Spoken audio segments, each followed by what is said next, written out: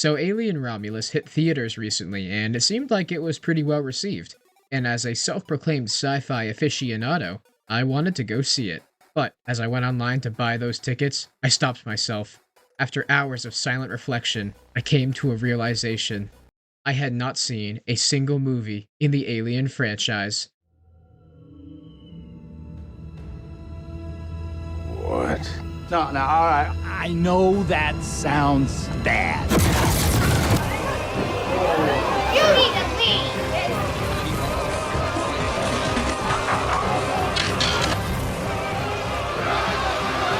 There they are! You're stuck! I know. I'm a fake, a phony, a fraud even. How can I call myself a lover of this genre if I was missing a very key piece of media in my mental library of sci-fi classics? And this franchise truly has everything. You want sci-fi horror? They've got it. Action sci-fi? You bet. Groundbreaking sci-fi? Of course. Philosophical, thought-provoking sci-fi? Yes and yes. And my absolute favorite subgenre, bad sci-fi? Oh, they've definitely got it, baby. So, before I could even entertain the notion of seeing the newest entry in this storied franchise, I knew I had to watch the others. And that is exactly what I set out to do. So, I figured I'd document my shame and eventual redemption as I work my way from Ridley Scott's classic first entry all the way up to the newest one. Of course, by the time I finish this video, it probably won't even be in theaters anymore because I'm a procrastinator. Then, once I've seen them all and given my thoughts, I can share my ranking of them and give the Sci-Fi Corner's definitive take on the best one. Because no one's ever thought to rank movies in a franchise before. You're witnessing truly groundbreaking stuff here. So, let's start off this journey in release order, beginning with the one that pretty much everyone can agree is good. Spoilers ahead for every Alien movie ever, by the way.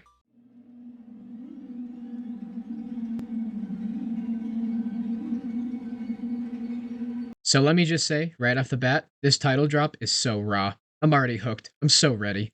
The first Alien movie follows a crew in the distant future on the Nostromo, a commercial spaceship. The crew is awoken from their cryosleep to answer an alien distress call, but their arrival to the source of the signal proves to be a mistake as their ship is hijacked by the Xenomorph, an alien life form bent on killing everyone on the ship. Released in 1979, this movie is hot off the heels of the original Star Wars, and I think the inspiration is obvious. The set design is genuinely some of the most creative stuff I've ever seen. You can feel the passion behind the design in every scene, with each room crafted with the most insane detail. That goes for the practical effects as well. While they might not hold up perfectly by today's standards, they fit the environments of the movie itself, and they're integrated well, making for some great shots. The cinematography in general just conveys the atmosphere so well. Shots are cramped, dirty, and wet. Everything is just wet in this movie, but it works. The film is meant to be uncomfortable and claustrophobic visually, especially in the latter half. This really helps to put yourself in the shoes of the characters. The environments convey the tone of this film so well, it's actually insane. This shot of the three little lights of our characters' suits compared to the giant ship genuinely gave me chills.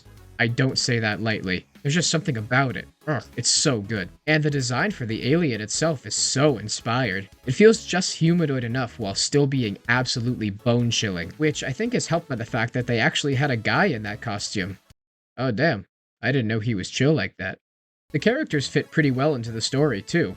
I like how their awkward sort of dialogue makes for a natural feel, and each character bounces off each other pretty well. Everyone nowadays knows that Ripley is the main protagonist of this movie, but I like how that's not overtly clear right off the bat. As we watch our characters get killed off, it becomes more and more clear that she's the most competent one there. I don't know. I just think it's cool how the movie kind of flips the typical horror movie protagonist trope on its head. It's refreshing to have a main character that is actually smart. And it goes without saying that Sigourney Weaver gives a career-defining performance here.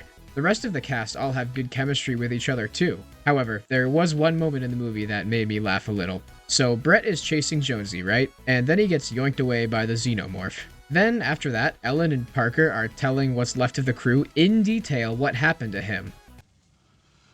Whatever it was big. And You sure took him into the air shaft? Disappeared into one of the cooling ducts. no question, it's using the air ducts to move around. And I'm just kind of thinking to myself, where were they? I don't see them anywhere in the scene. How do they even know what happened?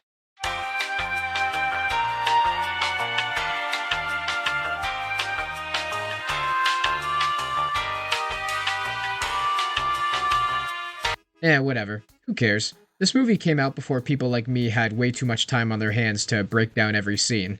It's from the 70s. You can't really nitpick the small stuff. It's hard to hate. This movie was just fated to be influential.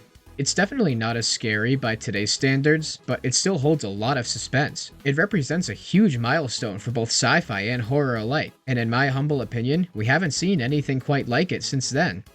9.5 out of 10. Bonafide classic. And now it's the 80s, baby, and Alien was a big hit.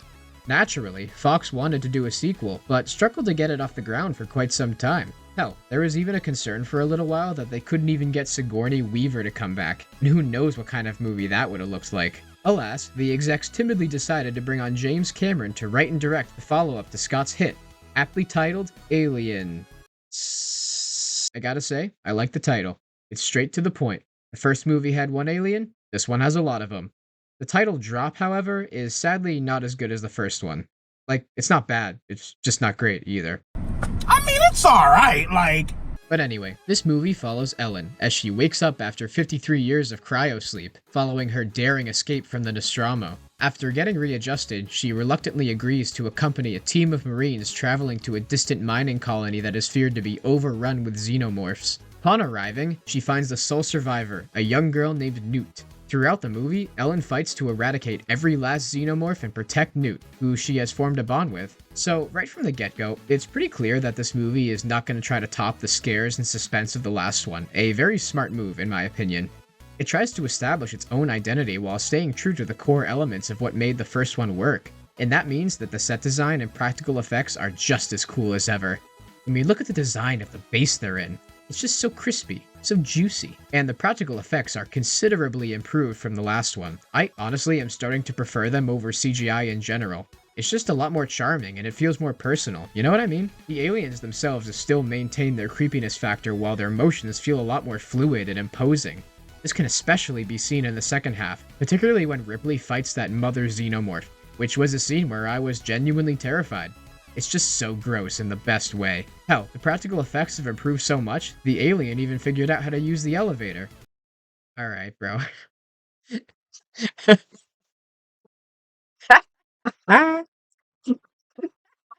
That one got me a little bit, I'm not gonna lie.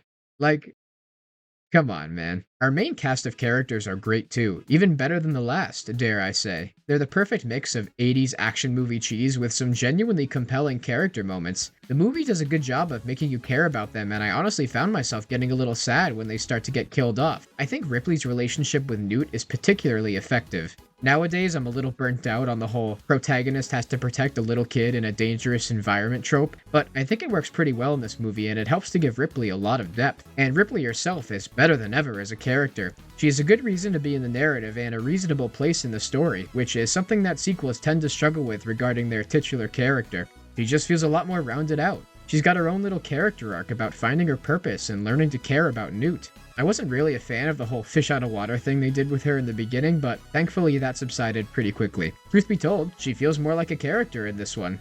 I like how she's forced to trust an android to save her life, given her past experiences. I like how the way she kills the alien at the end is a callback to how she did it in the first one, with an added twist of the Chekhov's gun set up early on in the movie. And Sigourney Weaver really takes her performance to the next level. She went from the more reserved, fearful protagonist of the first one to a full-on action hero in this one, which is just so fun to watch. She even got nominated for an Oscar for this one, and I really can't argue with that. The action in this movie is so gripping too. I mean, the movie wouldn't really work if it wasn't. It's loud, it's intense, and it's just so much fun. It kind of feels like one of those games you'd play at an arcade, where you and your buddy sit inside a booth, plastic guns in hand while you just mow down bad guys as you fly around on a helicopter. And I mean that in the best way possible. And then when you die, the game gives you just enough tickets to get some Smarties and maybe a bouncy ball. I don't know. I just really feel like this kind of story works so much better as an action-horror combo, rather than just a strictly horror one. It's got just the right mix of cheesy but impressive 80s action, gross-out horror moments, and some genuinely compelling character development across the board. It's just a lot of fun. In my book, this movie joins the very prestigious club of sequel movies that don't completely tarnish the original, and I'd be a fool to give it any less than its predecessor. 9.5 out of 10. A damn good sequel. But damn, I can't believe that James Cameron really predicted the Cybertruck. So, the first Alien movie was beyond iconic, an instant classic, and the second was that rare lightning in a bottle sequel that forged its own path while maintaining the spirit of the first. And that 1-2 punch of a series is always going to be really, really hard to top, and you need a really, really good reason to add more to the story. So, does the third Alien movie continue on the hot streak of the first two, and does it add anything new and exciting to the franchise? Well, not really. In the early 90s, Fox wanted to capitalize off of the massive success of Aliens, so they approached the studio behind the first two, Brandywine Productions, about the possibility of a third. And after cycling through some possible candidates, they settled on a little-known music video director at the time, David Fincher. I was quite surprised to learn that this was actually his feature film debut. It's amazing to me that Fox is the #1 studio in the country because they're all such a bunch of morons. That's why he's the GOAT! The GOAT! And on May 22nd, 1992, the third movie in the Alien franchise released in theaters, titled Alien Cubed? I don't really like it. Doesn't make sense. Ooh, and the poster promises 3 times the suspense, 3 times the danger, and 3 times the terror? Yeah, we'll see about that. Taking place after the events of Aliens, this movie follows Ripley as the ship she left the last movie on malfunctions, landing on a distant planet.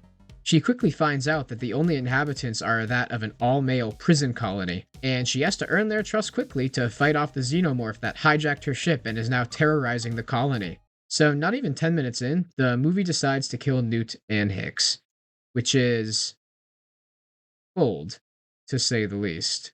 And this kind of highlights my main issue with it. It just doesn't feel very true to the last two. I'm all for unexpected character deaths, but only if they're thematically appropriate and in service of good character development or advancing the plot in a meaningful way. And I feel like these deaths don't tick off any of these boxes.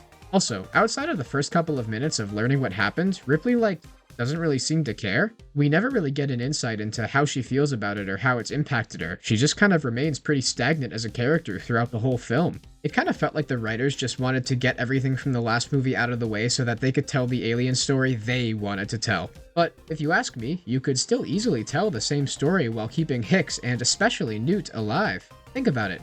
Not only is Ripley herself stuck in this foreign place with these possibly dangerous prisoners, but now she has another person she cares for to worry about. She now has to fend off the alien, learn who she can trust, and figure out a way off of the planet, all while protecting Newt.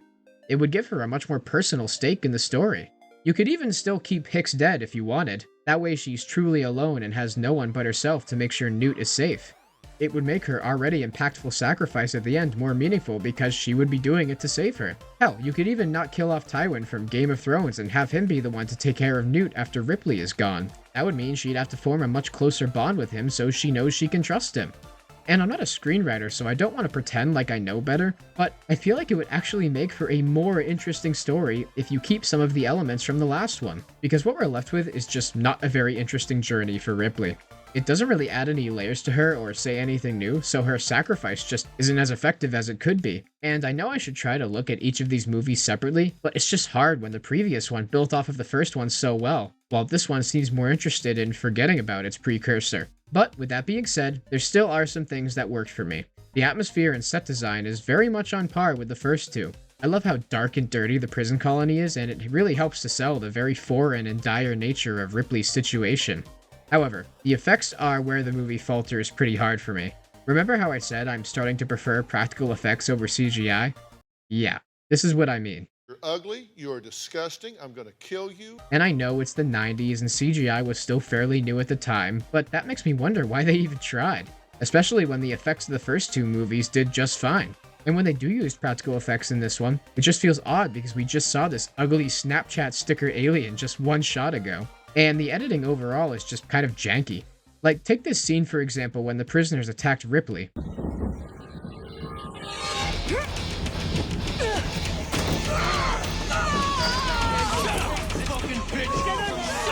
Like, what the hell is even going on? And when this movie isn't being silly, it's honestly kind of boring. It's surprisingly light on the action up until the third act, and it fills in the gaps with some mostly stuffy lines delivered by some less than stellar acting. However, Sigourney Weaver is still just as good as ever.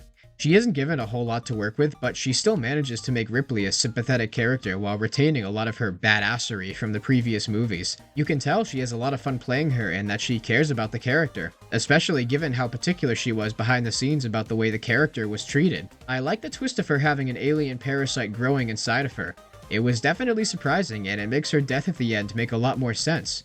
And for all of the complaining I'm doing, this movie isn't really that bad, just kind of average. I do like the third act quite a bit. That scene where Ripley and the prisoners are getting ready to fight the alien was getting me a little hyped, I'm not gonna lie. Nobody ever gave me nothing. So I say, f that thing. Let's fight it. And besides the weird POV chase scenes they do, the action is good and it does a good job of keeping the intensity up. I like watching their plan to kill the alien unfold, and it gets especially interesting when the rescue team shows up. The person that the Bishop android is modeled after showing up is a well-executed twist, and it is a fitting end to this trilogy of movies to have Ripley die to defeat the alien once and for all. All in all, this was a pretty average entry into the franchise. It doesn't really retain any of the creepiness of the first one, nor the high-octane action of the second, and I feel like it overall walked back some of the development both to the story and Ripley herself. It kinda just felt like a way less interesting rehash of the original one. With that being said, there are some interesting elements, and the third act is pretty fun while giving a mostly satisfying ending to the character of Ripley. So for that reason, I'm gonna give Alien 3 a perfectly average score of 5 out of 10.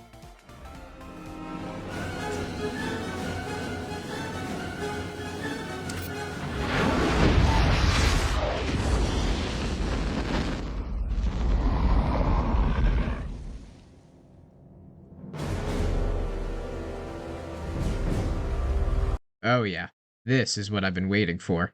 We are now brought to the final movie in this quadrilogy of the Sigourney Weaver-led Alien movies, titled Alien Resurrection. Fox hired Joss Whedon to write and Jean-Pierre Jeunet to direct, and boy oh boy, did these two make quite the movie. In another time jump, 200 years into the future, a crew of military scientists successfully clone Ellen Ripley as well as the alien growing inside of her. The scientists' attempt at breeding the creature goes awry when they escape, and it's left up to the resurrected Ripley and a band of space mercenaries aboard the ship to survive, escape, and make sure the aliens don't reach Earth. And I'll just say right off the bat that I found myself enjoying the idea of cloned Ripley more than I expected.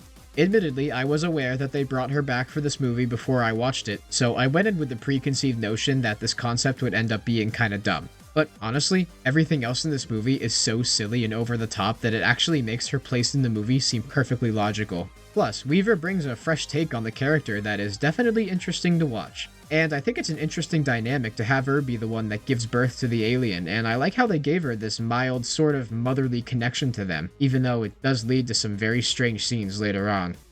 Ugh. And I like how Ripley isn't the straightforward, even-keeled action hero from the first three, because that would have been boring as hell for a movie like this. She's a little edgy, a little sassy, and I think it's a lot of fun. She's basically not even the same person. And while I think this is cool, it unfortunately means that we as the audience have nothing to emotionally attach to. Whatever breadcrumbs of investment that Alien 3 left for me is completely gone with this movie. I feel like with a series of movies like these, you definitely need to have some sort of through line that the audience can latch onto. Because without it, I found myself not really caring about what happens to anybody in this movie because I don't really know any of them. I mean, they could have done something with them, but I think you'll come to see that this movie isn't exactly interested in the novel concept of character development. Every member of this main ensemble is honestly just boiled down to their gimmicky, zany personalities, and there is very little substance beneath the surface. Honestly, the script in general is kinda not very good. The pacing is funky, the third act kinda comes out of nowhere, the tone is all over the place, and the dialogue is... well, it's pretty rough. Don't push me, little Cole. You hang with us for a while, you'll find out I am not the man with whom to fuck. Oh boy. And the performances from the main cast have so many varying degrees of quality that I don't even know how to begin. It honestly feels like they told half of them that they're filming a comedy as a prank, because some of these lines are really goofy, man. What's burning? Us! Shit! You're right! No! Ron Perlman is an actually good actor, but you wouldn't be able to tell it here. He is so unfathomably over the top that it's honestly laughable. And this is a guy who's known for his over-the-top performances. We have Academy Award nominated Winona Ryder, who is honestly just terrible in this movie. I don't know if she didn't want to be there or if she wasn't directed well or what, but she is just not doing a good job. We have this guy, whose name I can't remember, but he is giving a good performance except for the fact that they wrote his character with like these stupid robo-arm guns and these ridiculous superhuman abilities and like these really hammy lines. Like, why did they make him like an anime character? He feels the most out of place in an already very wacky main group. Then there's this guy in like this armored wheelchair, and this general who they keep zooming really close onto. And hey look, it's Tuco. This snatch. On the cinematography side, I am going to give this movie some points, because there are some really nice looking shots in this one. Roger Ebert called Alien 3 one of the best looking bad movies I have ever seen, but I honestly felt like that could be more said about this one. The lighting and the sets paired with some really nice framing are very pretty to look at, except they keep doing this weird zooming in and out thing in like the most unnecessary places. Like, just hold the camera straight. Why do you keep doing this? Why do you keep doing this, Jean-Pierre? However, one aspect from the last movie has definitely improved, and that is the effects. The CGI is actually forgivable in this one. I mean, it's still not amazing, but at least it's passable. And there's some infrequent, albeit decent horror moments too. The weird alien-human hybrid thing is quite disgusting, and its death is very much disturbing. Good movie horror scene. I like the scene with the failed Ripley clones. It's basically the only time we get an actual character moment for Ripley, but it's effective as we watch her look through all of the other Ripleys who died so that she could be created. And her seeing the one that's still alive was a well-executed creepy moment. Good movie horror scene. Except for the fact that when Ripley decides to put her out of her misery, she doesn't use a knife or a gun like you would think. She uses a goddamn flamethrower, and she just like torches her alive. Like, you literally could not have picked a more painful way to kill someone. And some of these other scenes are just so silly, man. Take the infamous basketball scene, for example. While it is quite impressive that Sigourney Weaver managed to make this shot in one take, the rest of the scene is just nonsensical. If you had told me while I was watching the first Alien movie that, a few movies in, there would be a fight between a clone of Ripley and some space pirates using basketballs and gym equipment as weapons, well, let's just say I wouldn't have bought it. And then there's this scene later on where the gang has to swim underwater from one end of a room to another while having to fend off an alien that follows them.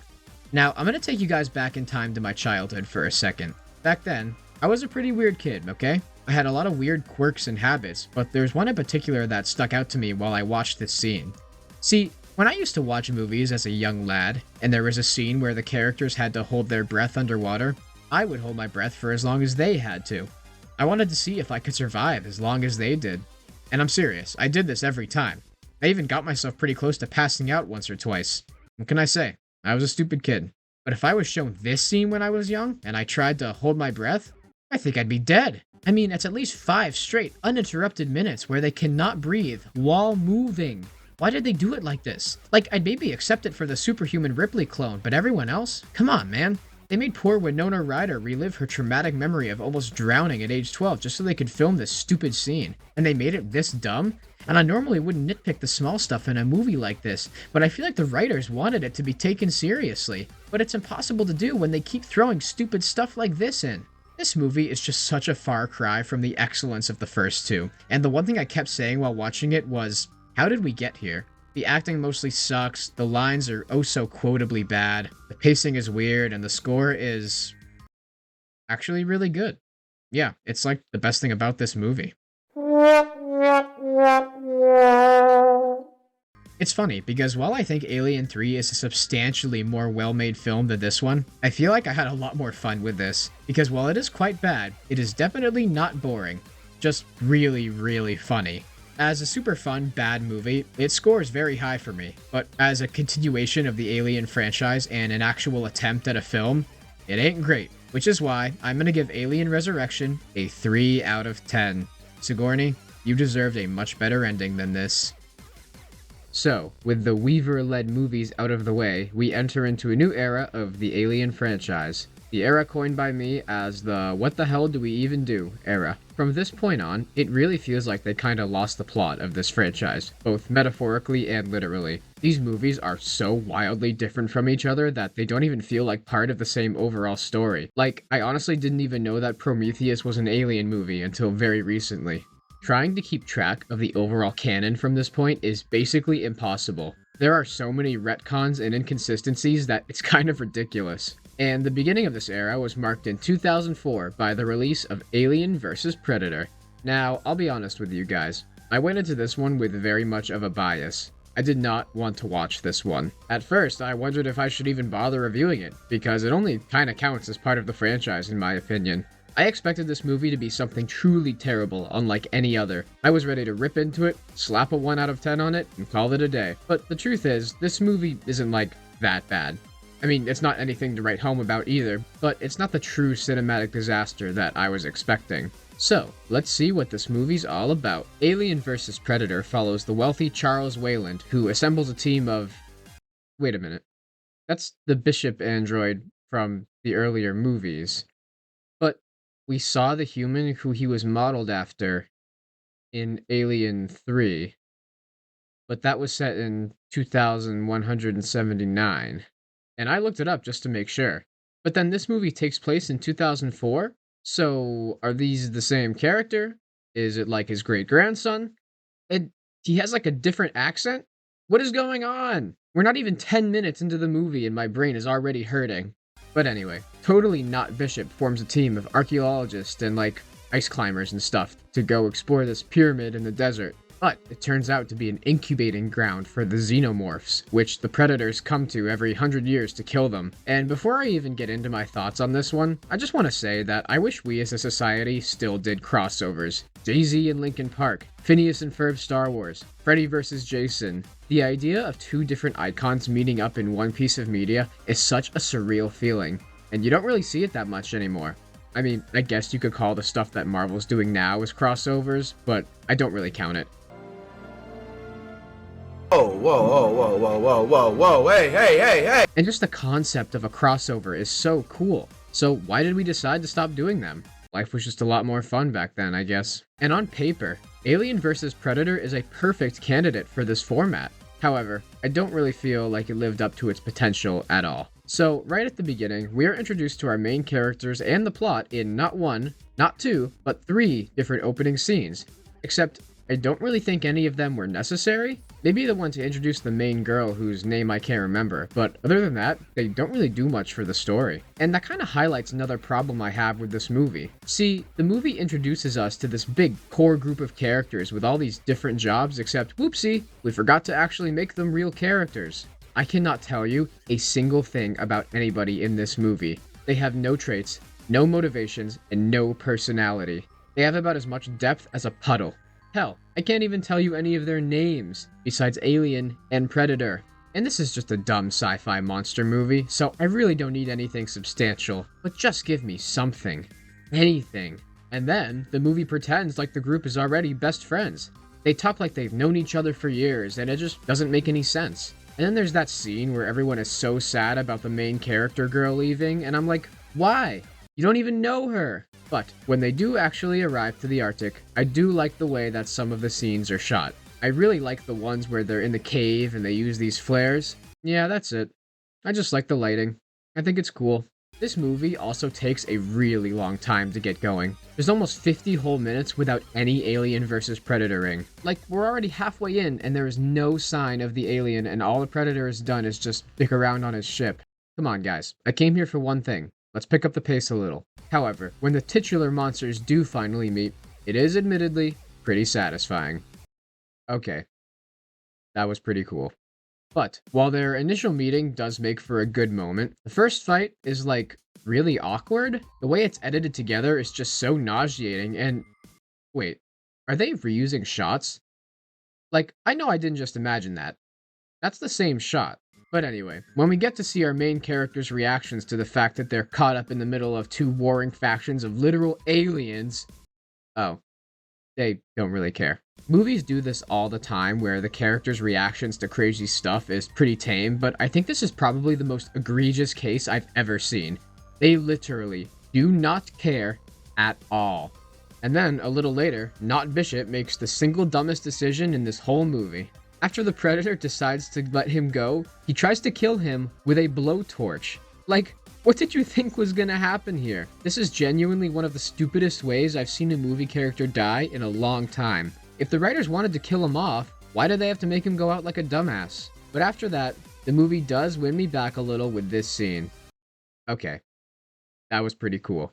However, it is around this time that the movie makes what I believe to be its biggest mistake. It decides to team up the main character with the Predator.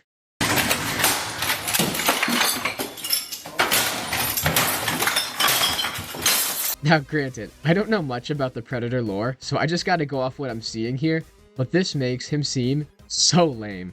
Maybe if this was a better movie, and I actually knew anything about the characters, this would work a little better. But in this one, it takes away every bit of the Predator's intimidation factor. Come on, man, this is so stupid. He, like, gives her this little sword and shield, and then she runs away with him. And then later on, she rides a sled with him. I honestly have no words. This shot should just not exist. But just when I thought I was out, they pulled me back in. Because I do like the final fight with the big bad xenomorph. It's the action-packed monster slugfest that I've been waiting for the whole time. Okay, that was pretty cool. I also really like this shot. Yeah, that's it. I just think it looks cool. That's just kind of the story of this whole movie. It shows me a lot of dumb stuff and some boring stuff for a while, but then it shows me a cool thing that makes me go, wow. And then I realize I can't be too mad at this one. And I know that for most of this review of the movie, I've just been nitpicking random scenes, but there's not a whole lot to talk about. It doesn't fail on every level as a film, but I can't really see myself revisiting it ever again. The acting is just as flat as the characters, the fights are mostly disappointing save for a few cool moments, and overall it's just not very memorable, which is why I'm giving Alien vs. Predator another 3 out of 10. Okay, now it's time to watch Prometheus! Oh wait. Never mind. They made another one. Now, the last Alien vs. Predator wasn't the worst thing ever, but I definitely didn't come out of it saying, oh boy, I really wish I could watch a sequel to that. Especially because I feel like the last one wrapped things up pretty nicely. I don't really need any resolution to that alien chestburster scene at the end. I just kind of assumed that, okay, everyone on that ship is dead, and the Predators don't come back to Earth anymore. But sadly, Fox did not agree. And in 2006, they greenlit the sequel to Alien vs. Predator, titled Alien vs. Predator Requiem. Oh, sorry, I mean AVPR. And the movie promises us that this Christmas, there will be no peace on Earth, which is just so stupid. Like, is that really the best you could come up with? And also, what the hell is this Michael Bay-ass lettering in the credits? He copied my whole fucking flow! See, this is one of those movies where it doesn't take long for you to tell that it is in fact bad.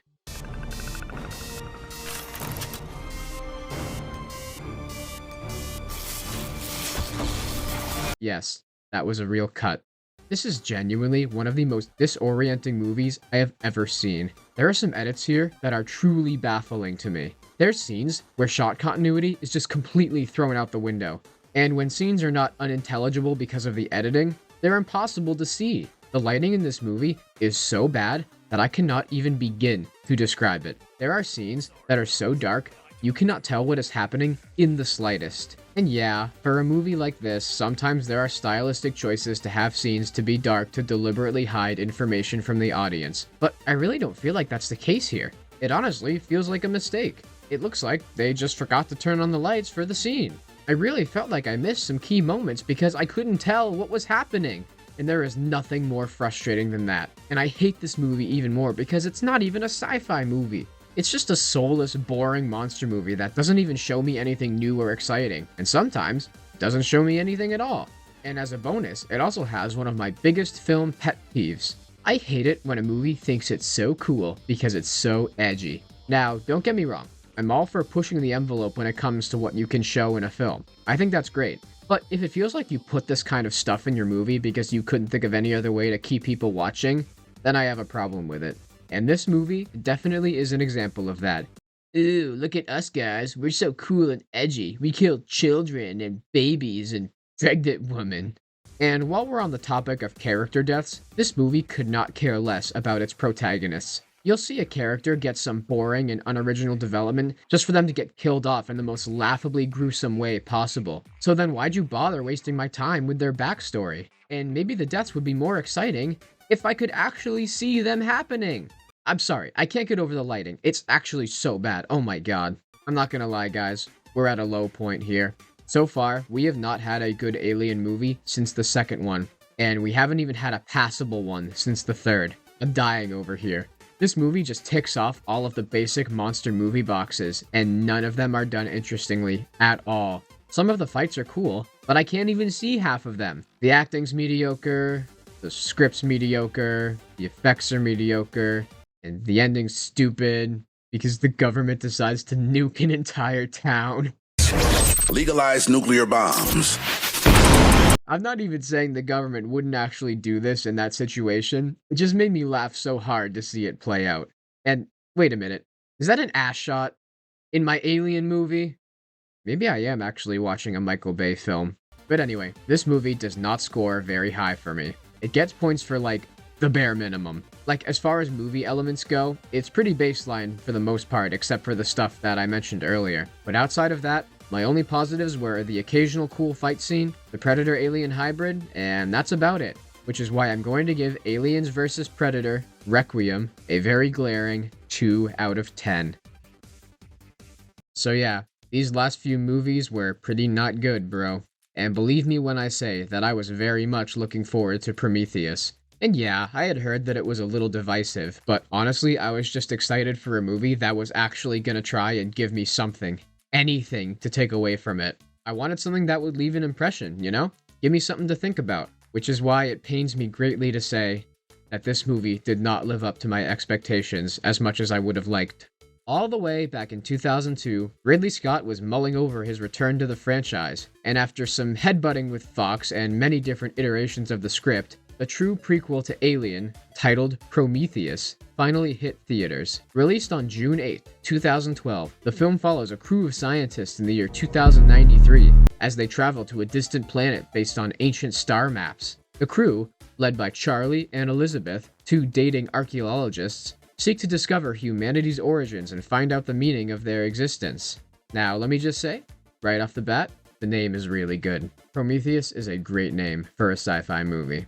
So, in case that little plot summary didn't tip you off, this movie is clearly trying to do something new with the franchise. This movie is easily the most thematically rich one in the franchise, and it is definitely trying to say a lot. But sometimes this can be a blessing and a curse. This movie has themes of creation and the meaning of life, religion and its purpose for us, artificial intelligence and its role in our society, humanity and what it means to be sentient, shared culture and beliefs, and I can honestly go on and on. And movies that have a lot to unpack can be a lot of fun and offer something different to everyone, but the problem is, when you have this many things to say, everything clashes.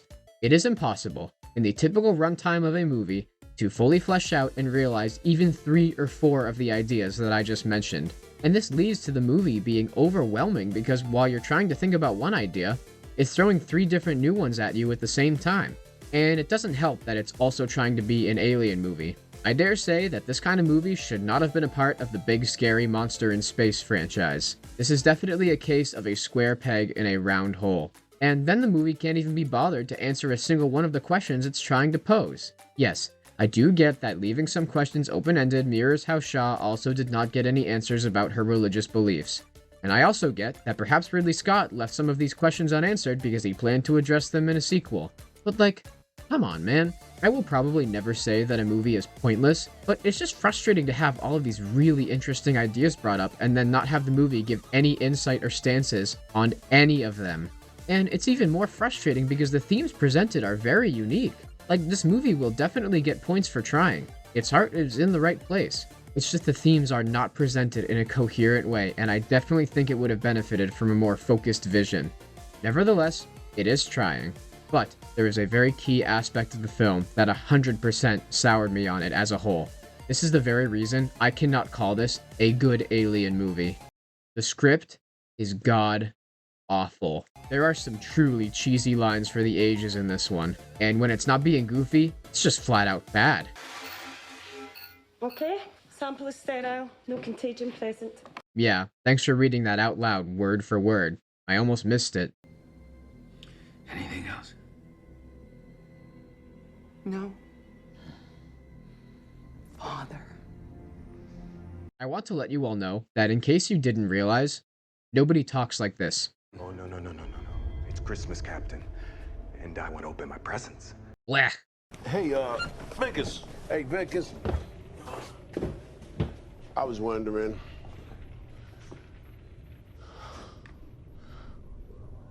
Are you a robot? My room. 10 minutes. I just want to watch a good alien movie, man. And it's not just the dialogue either. See, this movie is about a group of scientists, right? So in theory, this should be a very smart group of people.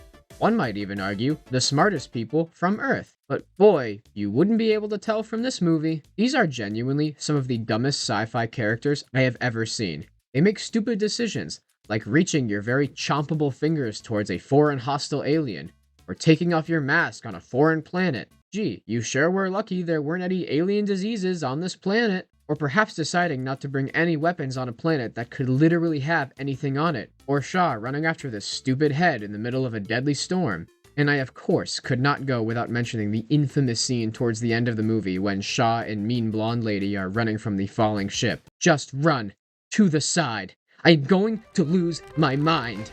And I will be the first to tell you that it is okay for characters to be stupid, or for smart characters to make stupid decisions, but only if it serves their character development, and does not exist simply to move your plot forward. And every dumb thing these characters do in this movie is solely to move this half-baked, barely coherent story along. They also, don't really seem to care about their jobs. I think these might be the worst movie scientists ever. Come to think of it, they don't really seem to care about anything at all. Oh my god. Oh, okay. Yeah, no big deal. Just one of your crew is dead. No point in caring about anything. See, the problem is, if my main protagonists don't seem to be invested in anything, then why should I be as the viewer? And that kind of highlights why this movie doesn't work for me. It just doesn't seem too interested in telling the story it wants to tell. Scenes just kind of happen, with no consequence for them after the fact. Charlie's death is treated as a very big moment in the movie, but nobody really mentions it that much after the fact. Even Shaw, his girlfriend. We are constantly presented with a new idea and a new concept, and it feels like it gets thrown out the window in the next scene to make room for a new one. Another place where this movie really is lacking for me is the cinematography. And this one is really weird to me, because that was kind of my only expectation going in. Just like he did in the first Alien, Ridley Scott creates these amazing environments with some gorgeous CGI and really inventive design for the sets, except they're filmed in the most static and bland way I've ever seen. Seriously, man? You had all of the right pieces in place to just absolutely cook for the shot composition, and you just didn't even try. I will, however, praise one small part of this movie, and that part is David, the android. Ever since I saw Data in Star Trek, I've always been really into the idea of androids. Almost humanoid robots that always struggle with understanding the meaning of their existence has always been a cool concept to me. And while I've complained about the murky themes that this movie presents, I do like the idea of existence that they play with for this character.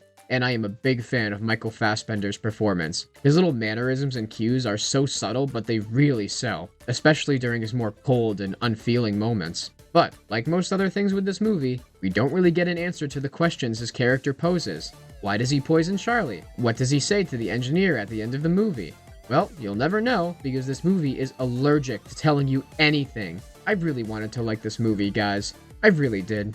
But it just misses the mark in so many places. The script feels like a first draft. The themes, while cool, are not presented with any real meaning behind them and without any answers. The cinematography was disappointing, and overall it just didn't reach the highs that it was shooting for. It's a passable one, but I cannot in good faith call this a good Alien movie. So 5.5 out of 10. Very much a disappointment. Now it's time for the sequel, Alien Covenant. Released on May 19th, 2017, this movie follows a crew on a colonization ship. After discovering a much closer planet on the way, they decide to explore it, but they soon meet David, the android from the last movie, and discover that not everything about him is what it seems.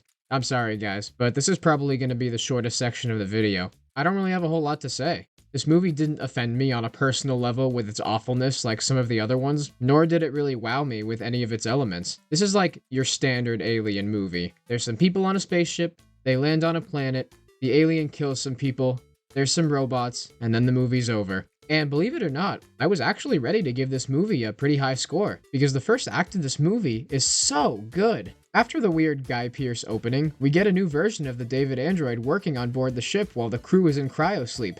But everything goes awry when a solar flare hits the ship, and I just love the pure chaos as everything goes wrong. The acting, the frantic way it's shot, the pacing, it's all great stuff. Then after everything's calmed down, we get some great character dynamics, especially between the new captain and Daniels. They have some really compelling conversations that have what I've been waiting for so long. Good dialogue.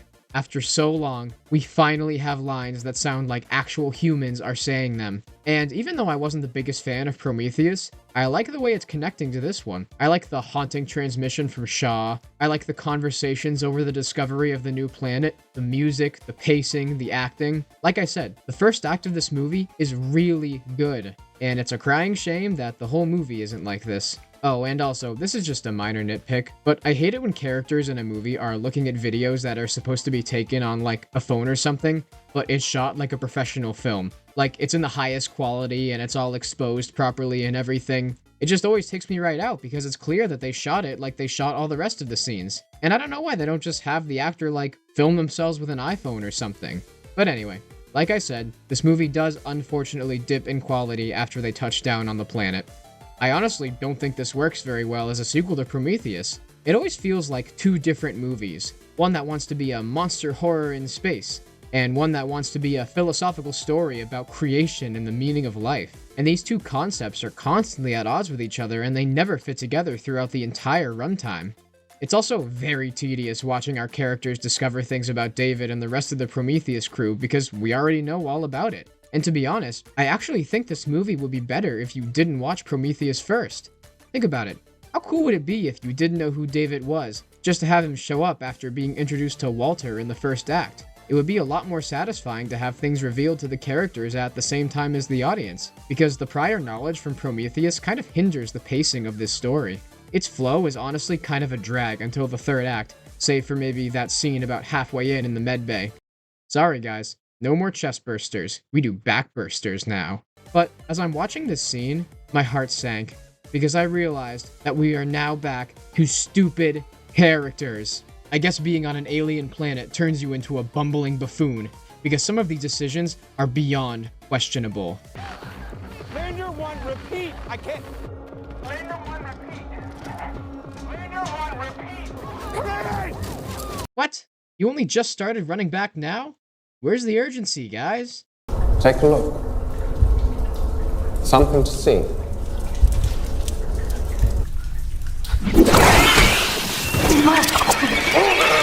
I seriously can't with this movie, bro. I also hate that they trust David immediately, even though everything about him is suspicious. They just say, okay man, we believe you. Let's immediately tell you everything about ourselves and our mission. Even Walter, the supposed ultra-advanced, high-intelligent android, can't see through David's lies, even after he cuts his hair to look like him. And I hate when you can tell that moments like these are just written in to advance the plot. So frustrating. However, just like the last movie, I do like David as a villain.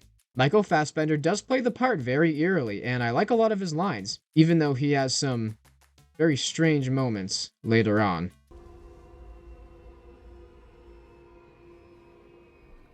Whoa, whoa, whoa, whoa, whoa, whoa, whoa, whoa, hey.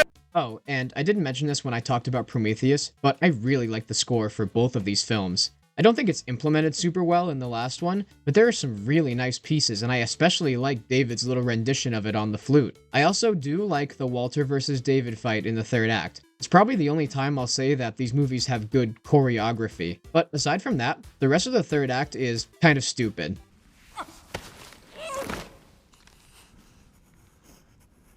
Okay, what is with this guy and kissing people?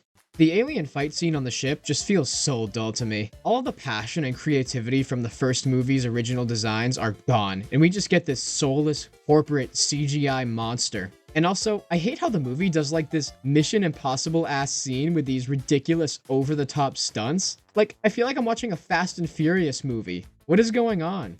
And once they make it back on the ship, I noticed something that I've been wanting to talk about for this whole video. See, most of these movies like to do the surprise extra bonus third act thing. They make you think that the plot is all wrapped up nicely with our characters having saved the day and everything seems great. But then they usually reveal that an alien is secretly on the ship and it leads to a final showdown after the original final showdown. And it worked well in the first one because, well, it's the first one. And it worked well in the second because we didn't expect it to be done twice. But then from that point on, it kind of just becomes tedious. Every time I watched the supposed third act get wrapped up, I knew that they were just going to find a way to cram another surprise showdown in. Except, it's not really a surprise anymore because it happens in every movie. But with that being said, this one does fill in the lack of horror that this movie has. Aside from that scene in the medbay, we really don't get any of the creepy moments that the franchise is known for, and this final battle with the Xenomorph does semi-make up for it. And while the twist that David secretly replaced Walter was ridiculously predictable, it is executed well, and it does make for a good ending.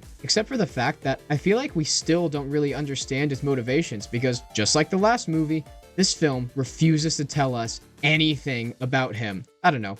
This movie overall was just pretty okay. It didn't blow me away by any means, but there was nothing too egregious. The cinematography is vastly improved from the last one, and it does make good use of its environments. The acting, the dialogue, the CGI, everything about this movie is either competent or slightly above average, which means, sadly, that I still cannot say that this is a good Alien movie. It's close, but it's got too many issues for me to not call it anything other than passable. So 6 out of 10? 6.5? I don't know, somewhere in there. It's an improvement, but not much more than that. And with that, we've finally done it. We've reached the last film in the Alien franchise, and at this point, I really need this one to be good. I even bought this movie digitally just so I could watch it, and Apple charged me $45 instead of $30. Apple, if you're watching, please give me my money back. I have a family. But yeah, there's a lot riding on this one to make or break this series for me. And after sitting through all of these movies that tried so hard to recapture the magic of the first two, I couldn't help but think that we should have just stopped with 2. This franchise has honestly just been so directionless, and every single movie after has felt like it was just riding off of the greatness that was set early on. Most of these films do not justify their existence, and the good definitely does not outweigh the bad for me. But after the Disney acquisition, they made it clear that they had no intentions of stopping the production of Alien movies. And just earlier this year, on August 16th, the first Alien movie under Disney's tenure released in theaters, titled Alien Romulus. Directed by horror expert Fade Alvarez, this movie takes place in between Alien 1 and 2. It follows a young girl named Rain and her android brother named Andy, which, admittedly, is a stupid name. Like, come on, man. Andy the android? But anyway, Rain and Andy join forces with a group of her friends as they seek to get off of this desolate mining colony that they're trapped on. But before they can do that, they need fuel for their cryosleep pods, and the only place to find that is on an abandoned space station. But while exploring this station, they encounter a certain familiar alien that we've all come to know and love. And it is at this point that I have to make a proclamation. I am so happy. I am elated, overjoyed, joyous, gleeful even. Why, you ask? Because after all of these mediocre movies that I've watched, from Alien 3 all the way up to Covenant, movies that have ranged from average to horrible, we can finally say, after all this time, that we have a good Alien movie.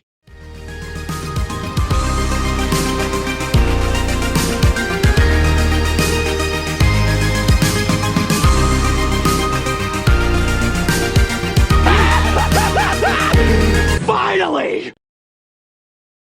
Yep, I am as pleasantly surprised as ever.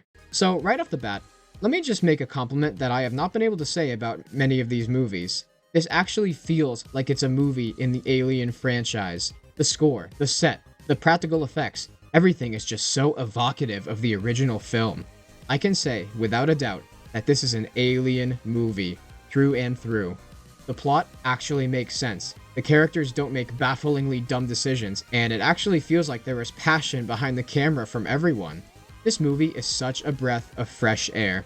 And I know I may have the wrong kind of perspective on it after watching every movie in this franchise, but it really felt like a nice way to bookend all of these movies. It feels like it brought life back into this franchise. One thing I want to praise about this movie is its pacing. I like how they introduced the idea of the station slowly floating towards the asteroid rings early on.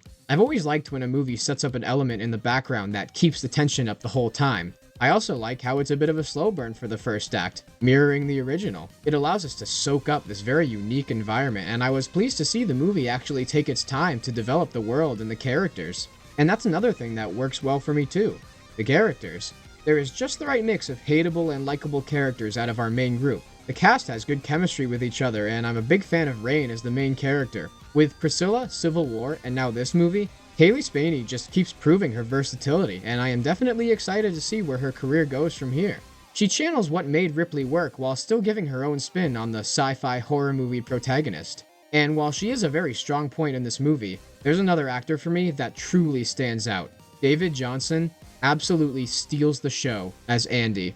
The way he's able to transform from the timid, odd iteration of the character to the cold and methodical one is incredible.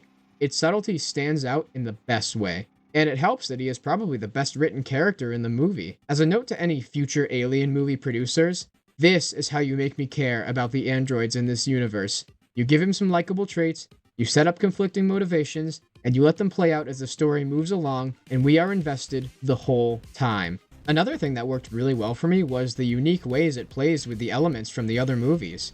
I was a big fan of the scene where they're dodging the acid blood in zero gravity. Its intensity is well executed, and I like how it forces the characters to actually make smart decisions, which, as you know, has been severely lacking in this franchise lately. And while I do think the references to the other movies got a little out of hand in terms of their frequency, I feel like that they mostly worked. Mostly. I don't really quite know how to feel about the revived CGI Ash android from the first movie. See, I'm all for honoring actors that have starred in previous movies who have passed away, and apparently they did get permission from Ian Holmes' estate to put him in the movie, but I don't know, man. It always feels kind of weird to me.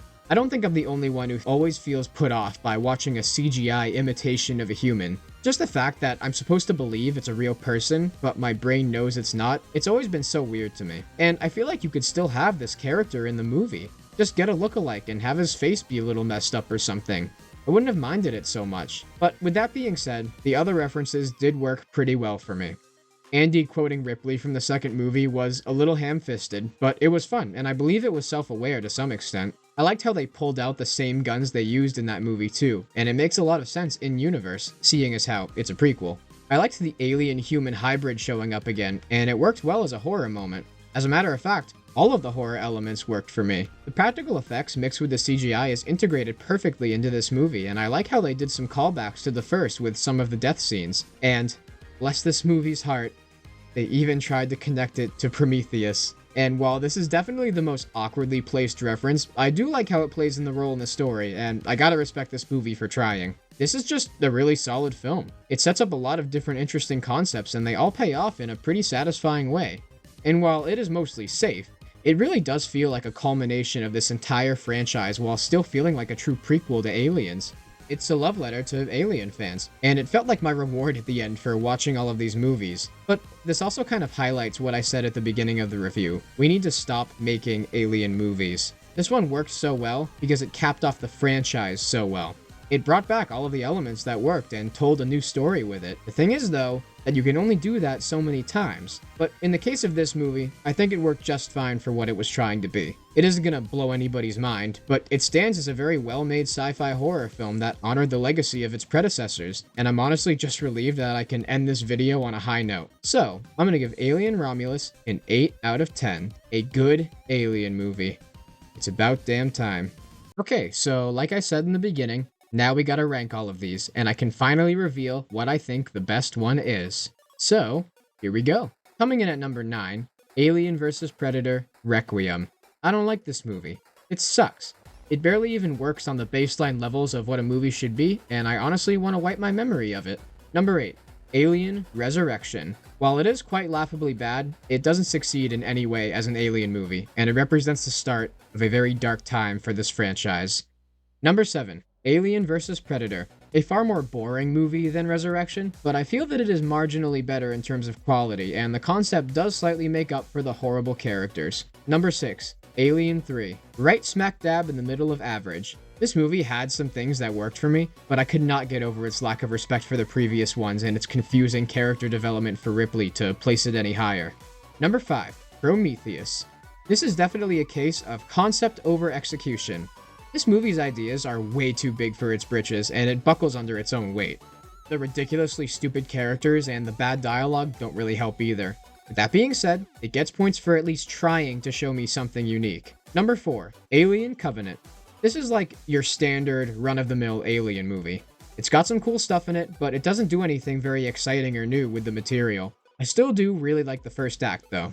Number 3. Alien Romulus. A fun, albeit safe addition to the Alien franchise that had some cool references while still standing quite well on its own as a film. And, at number 2, I'm going with the original Alien. A near-perfect movie. Its influence and impact is rivaled by very few, and it will forever be cemented as an all-time sci-fi classic. But I can't give the number 1 spot to anything other than Aliens. It's loud, it's intense, and it's so much fun. It's got great character moments, it builds off the first movie so well, and this format is where I feel that these kinds of movies work the best. This is the undebatable strongest movie in the franchise for me, but I will note that the first one is very close behind it. And with that, that's gonna do it for my review and ranking. All in all, I had a mostly enjoyable time with these movies, even the bad ones. I feel as if I appropriately redeemed myself as a sci-fi lover, and I had a lot of fun making this one and going through this franchise's long history. I have absolutely no idea when this video will come out, but if you're still watching all the way to this point, I salute you, and thank you very much. I had a good time, but I am so very tired. So I hope you enjoyed. Subscribe if you haven't already, and I'll see you in the next one. But if they do make another movie, they better bring back Sigourney Weaver and give her a proper send-off. Okay, bye!